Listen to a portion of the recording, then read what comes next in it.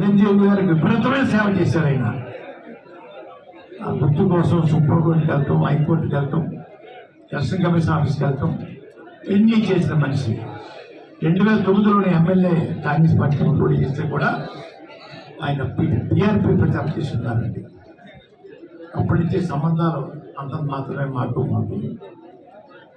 నిన్న రోజున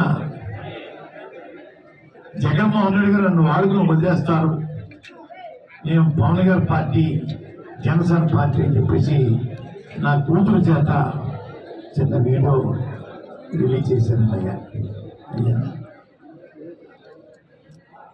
నా కూతురు నా ప్రాపర్టీ కాదండి, పెళ్ళి అవ్వనంత వరకు నా ప్రాపర్టీ, పెళ్ళి అయిన తర్వాత అంతవరకు ప్రాపర్టీ. అయ్యా కొడుకైతే సొంత పార్టీ, తండ్రి ఆధ్వర్యంలో కొడుకు తప్పు చేస్తే తండ్రికి చెడ్డ. కానీ నా కూతురు చేత పెళ్ళైన అమ్మాయి వాళ్ళ ప్రాపర్టీ చేత నా మీద చిన్న బ్యాడ్గా చెప్పించారండి. ఎంత బ్యాడ్గా చెప్పినా జగన్ గారు సేవకుడిగా ఉంటాను, అది తిరిగి లేదు. ఎవరు బెదిరించినా కూడా బెదిరిపోను. పార్టీలో చేరాను, పక్క చూపు చూడడం చేత కాదు. కూతురు చేత, ఈగుడు చేత, ఈగుడు కుటుంబం చేత తిట్టించిన కూడా లెక్క చేయను. ఎవరో మహానుభావుడు చిచ్చు పెట్టడానికి ఆలోచన చేశారు. చిచ్చు పెట్టిన వారు ఎంత హ్యాపీగా ఉంటారో నేను నా కళ్ళతో చూస్తాను. అయ్యా ఈ చిచ్చు పెట్టిప్పుడు ఉన్న మనిషి ఎప్పుడు ఎదుగుతారు, రారు భగవంతుని చూస్తూ ఉంటారు పనిచోటి. అయ్యా ఈరోజు బాధాకరమైన వార్త మీ ముందుకు చెప్పే అవకాశం వచ్చిందండి.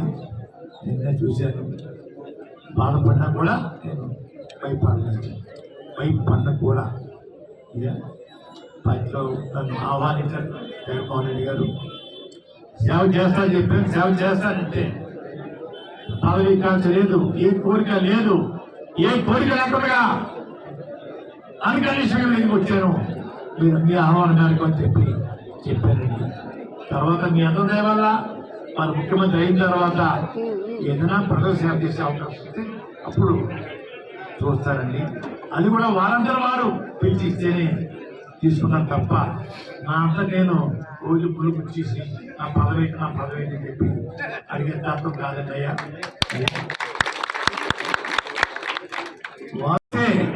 స్వచ్ఛమైన మద్యం సప్లై చేస్తారండి. ప్రజలకు అవసరం అనేది మద్యమా అన్నది చెప్పాలండి. అయ్యా స్వచ్ఛమైన నీరు, కట్టుకోవడానికి ఇల్లు, ఇళ్ల స్థలాలు, ఇళ్ళు, స్కూలు, అలాగే సిమెంట్ రోడ్లు ఇతరితర చేస్తాను చెప్పాలి తప్ప స్వచ్ఛమైన మద్యం సప్లై చేస్తా అంటాం బాధాకరమండి. మనల్ని ఎంత లోకుగా చూస్తున్నారో అర్థం చేసుకోమని వార్తా ఉన్నారు. యువతని మీరు ప్రోత్సహించని పెద్దలు ఆ కులం ఈ కులం కాదండి, అన్ని కులాల్లో ఉన్న యువతకి చేయూత ఇవ్వడం కోసం అందరం సహకరిద్దామండి. ఆ పిల్లల తాలూకు తల్లిదండ్రులు కూడా పూర్తి సహకారం ఇచ్చి వారి పొదుపు తట్టి వారి మెడలో వ్యాపారం అనే గుదిబండ వేస్తే పిల్లలు తిరగకుండా రోడ్డు మీద తిరగకుండా ఉంటాడని నేను తెలియజేస్తూ ఉన్నానండి. చాలా సంతోషం ఈరోజు మనం కలుసుకునే అవకాశం కలిగింది. ఇప్పటికే మార్చి 17వ తారీఖు నుంచి అందరినీ కూడా చూడడం జరిగిందండి, మాట్లాడడం జరిగింది. కొంతమంది అయితే 2 సార్లు 3 సార్లు కూడా కలవడం జరిగింది. రాజశేఖర్ గారి గురించి, వారు పెట్టిన ఎమ్మెల్యే అభ్యర్థుల గురించి, వారు పెట్టిన ఎంపీ అభ్యర్థుల గురించి పదే చెప్పడం జరిగిందండి. అందరూ ప్రేమతోటే ఈ కార్యక్రమాలు పాల్పంచుకున్నారండి. ఒక వారం రోజుల పాటు కష్టపడితే మీకోసం 5 సంవత్సరాలు ఎమ్మెల్యేగా ఎంపీగా కష్టపడతారండి. గుంపుగా వెళ్ళిపోయి జిందాబాద్ జిందాబాద్ కాకుండా 50 మంది ఓటర్లకి 5 మంది కార్యకర్తలు రోజు కలిసిన కార్యక్రమం చేస్తే చాలా బాగుంటుందని అప్పుడే పడుతున్నారండి. దానివల్ల మౌత్ చెప్పినట్టు అవుతుంది, వారిలో కూడా ఉత్సాహం కలుగుతుంది.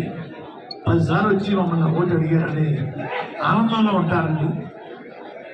తప్పనిసరిగా కార్యకర్తలు అన్నవారు రోజు 50 మందిని కలిసి కార్యక్రమం తీసుకోమని, ఆ ఊళ్ళో పంచుకొని మీ 50 మందికి మీరు 50 మంది మీరు అని చెప్పి